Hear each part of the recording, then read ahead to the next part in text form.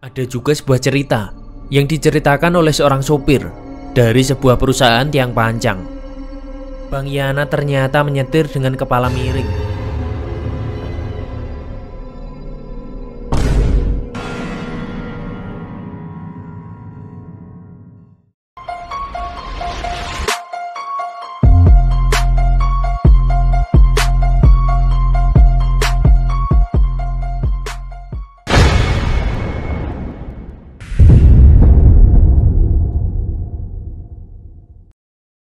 Ada juga sebuah cerita yang diceritakan oleh seorang sopir dari sebuah perusahaan tiang panjang.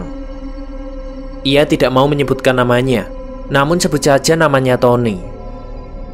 Pada tahun 2015, saat itu, ia sepulang mengantarkan tiang panjang ke kota Tegal.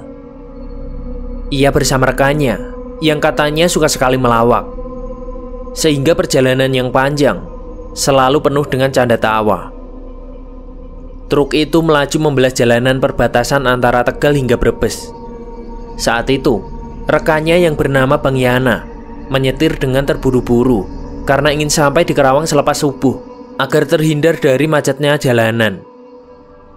Pukul 8 malam, mereka sudah sampai di Tangerang dan mulai memasuki tol Pejagan. Karena pada waktu itu, pembangunan tol lintas Jawa baru sampai di Pejagan. Begitu jarang sekali kendaraan keluar masuk. Hanya terlihat 1-2 truk besar yang sedang menepi di gerbang tol tersebut. Pada tengah malam, sesekali Tony memejamkan matanya untuk beristirahat. Bang Yana berucap, "Tidur dulu Ton, sebelum gue ngantuk. Lu tidur dulu aja, nanti gantian." "Iya bang," kata Tony. Ia mencoba tidur di jok tanpa menggunakan tempat istirahat di belakang. Lelah yang menyelimuti membuatnya langsung terlelap. Rasanya baru memejamkan mata, namun ia merasakan ada yang berbeda dengan laju truk. Ia merasa jalannya truk sudah tidak stabil. Dan benar saja, Bang Yana ternyata menyetir dengan kepala miring dan berusaha fokus, walaupun seringkali memejamkan matanya sebentar, namun berulang-ulang. Tony menawarkan untuk bergantian, tetapi Bang Yana memintanya untuk bergantian pada saat sampai di gerbang tol Palimanan. Sesampainya di tol Palimanan, terlihat ramai sekali dengan pedagang-pedagang kopi dan juga jajanan. Bang Yana menyuruh Tony untuk membeli kopi dan juga makanan kecil untuk menemaninya saat menyetir.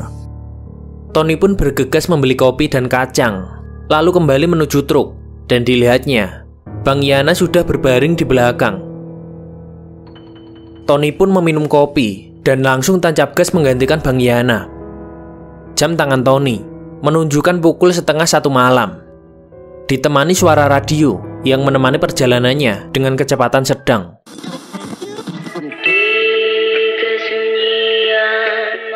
Kilauan lampu biru mobil PJR perlahan semakin dekat dan juga semakin jelas.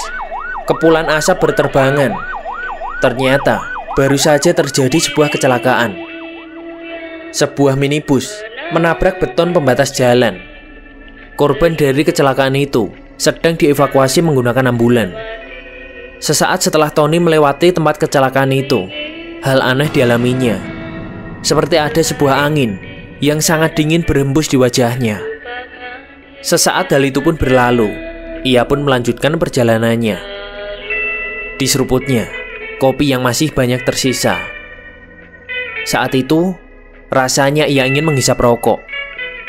Dan tangannya pun meraba-raba jok di sebelahnya, sembari ia menyetir. Karena ia mengingat, ia meletakkan rokoknya di sana. Namun rabanya terhenti ketika yang ia raba adalah sesuatu yang dingin. Sontak ia kaget, karena yang ia pegang adalah tangan seseorang. Bulu kuduk seketika merinding. Detak jantung tidak karuan. Ada seseorang yang duduk di jok sebelah kiri, menunduk dengan pakaian yang lusuh. Tony pun refleks istighfar. "Ada apa om?" Sebuah suara dari belakangnya yang menambah rasa kaget Tony. Ternyata Bang Yana terbangun. Ia kaget dan menanyakan ada apa. karena ia mendengar suara Tony dan menanyakan apa yang terjadi. Namun Tony menjawab, tidak ada apa-apa. Dan orang yang berada di jok kiri tadi sudah tidak ada. Tony pun menolak keberadaan makhluk itu dan menganggap itu hanyalah sebuah imajinasi. Perjalanan masih berlangsung. Kantuk sudah tak lagi tertahankan. Beberapa kali ia dikagetkan oleh klakson yang ditujukan untuknya. Tony menyadari beberapa kali ia tertidur di dalam perjalanan. Ia bahkan mengguyurkan air mineral ke kepalanya hingga membasahi joknya. Namun rasa kantuknya tetap tidak hilang. Entah sadar atau tidak, ia menyetir di jalanan yang lurus dan lebih besar dari biasanya. Juga tidak terlihat pembatas jalan, baik di kiri maupun kanan. Ia sangat bingung, dan di sampingnya tiba-tiba kembali muncul wanita itu yang menggunakan baju putih lusuh. Wajahnya pucat, tatapannya dingin melihat Tony. Dan tiba-tiba ia merasakan truknya menabrak sesuatu. Gubrak. Tiba-tiba ia sadar, seolah baru saja terbangun dari mimpi. Ia pun menepikan truknya ke samping dan ia tarik tuas rem tangan. Bang Yana kembali bertanya ada apa. Hanya lubang jalanan, jawab Tony. Dengan keadaan berdebar keheranan, ia turun dari truk untuk menggerak-gerakan badannya. Ia juga bertanya-tanya apa yang baru saja dilaluinya. Seperti baru saja lepas dari jebakan alam lain. Tony pun melihat keadaan truknya. Ternyata velg depannya penyok. Astaga, ucapnya dalam hati.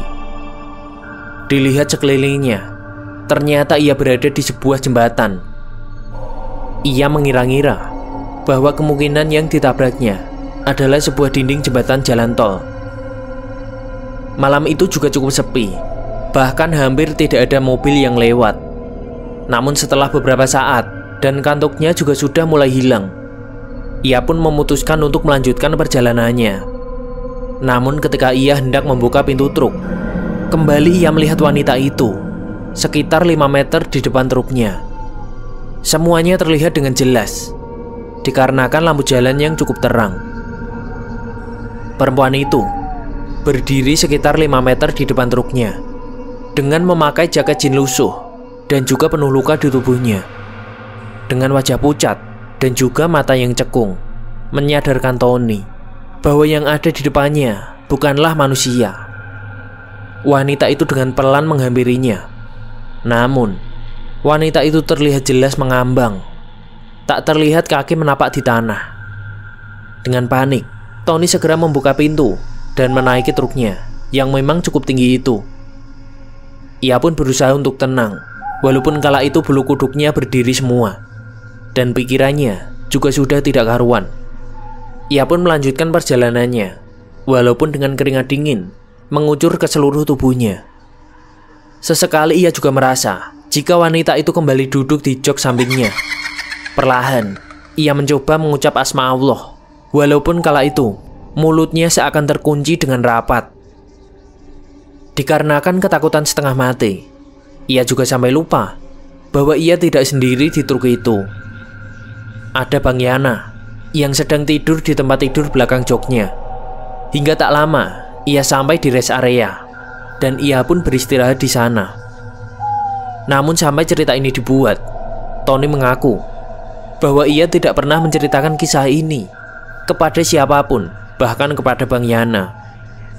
Dan seminggu setelah kejadian itu, ia mengundurkan diri dari perusahaan tiang panjang di mana tempat ia bekerja. Dan ia mencari pekerjaan baru yang tidak berhubungan dengan malam hari. Dimanapun itu, pastinya akan selalu ada makhluk yang sebagian besar dari kita tidak mampu lihat. Ada yang diam saja, namun terkadang ada yang berniat iseng dengan menampakkan wujudnya untuk bertujuan menakut-nakuti atau bahkan mencelakakan. Oleh karena itu, sekali lagi Bang Pet sampaikan kepada teman-teman semua untuk meningkatkan keimanan kita dan selalu berdoa kemanapun kita akan pergi. Sekian dari Bang Pets. Dan wassalamualaikum warahmatullahi wabarakatuh.